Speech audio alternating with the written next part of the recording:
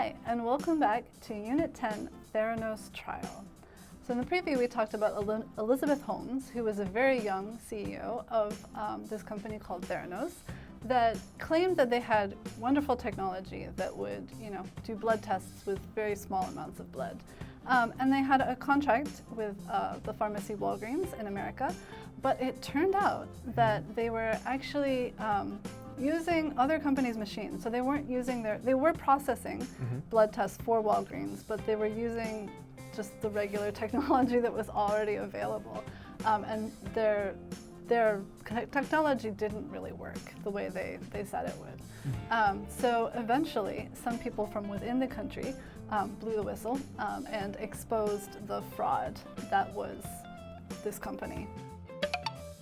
Blow the whistle. Blow the whistle. And Elizabeth Holmes and her business partner were arrested and they went on trial. And her defense said that Elizabeth Holmes was also a victim of the failure of Theranos because she lost all of her money, billions of dollars, when the company went bankrupt.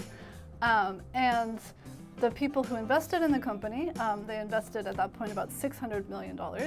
And they were knowledgeable people. They knew what they were getting into. They knew there was risk. So that it was just, they lost their money because of the inherent risk in these kinds of situations and with new companies. So no harm, no foul, I guess, was kind of their theory there. And they also claimed that her business partner was kind of controlling her and abusing her, and he was also her ex-boyfriend at the time. So she was innocent of this crime. The prosecution, they painted a very different picture. They said that, basically she knew that this company wasn't going to work, that the technology wasn't going to work, and she, deceived all of these people.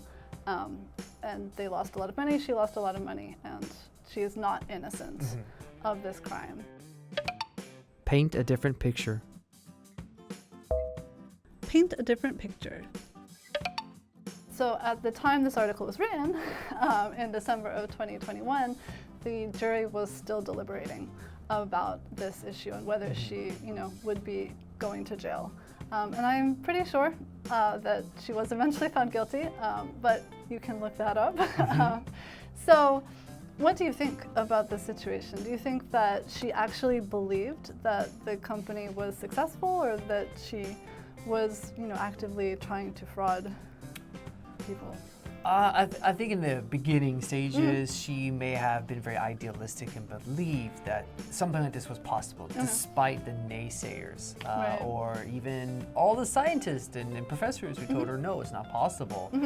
Sometimes it takes we say a maverick, somebody who breaks the rules or changes things to make changes that are revolutionary.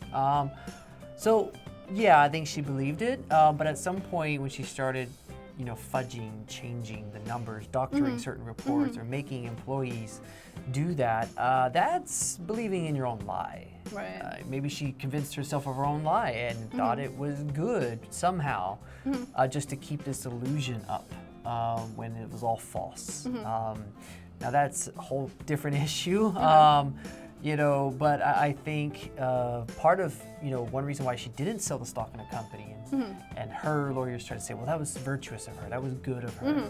She went down with the ship, as they say. But in reality, as you mentioned, her ex-partner and ex-boyfriend, she married later someone else, and well, her husband and family has lots of money. Okay. Lots of money. So she didn't need to sell her stock to be okay. And she's, I think, still under house arrest currently.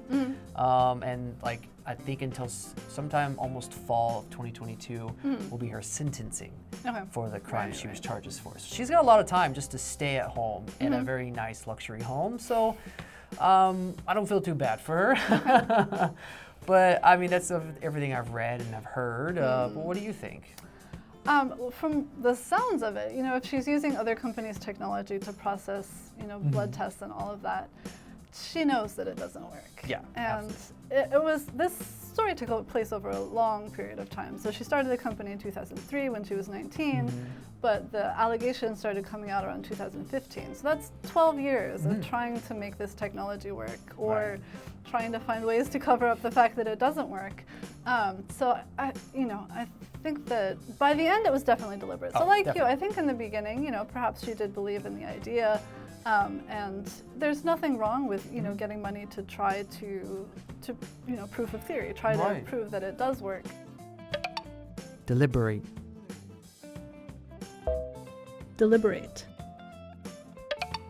But there is a point where you have to say, okay, this was a bad idea. We failed. Let's start over. We failed. Let's start over. Let's not continue taking people's money and making contracts with pharmacies and all of these other things. Right. You have to just say, sorry, this is the end. Yeah. We failed. We'll try something new. And I think she even led many in the military to believe her product and was going to have contracts with the military deploying this. And people on her board and were like famous people, historically military prominent people and State Department people. So it's like they were believing all of this. Now I don't know how much research they did, but clearly not enough. Not enough. Yeah. So be careful what you invest your money in. Yes. Is the moral of this story. Okay, and that's all for Unit 10, Theranos Trial. We'll see you in the next video.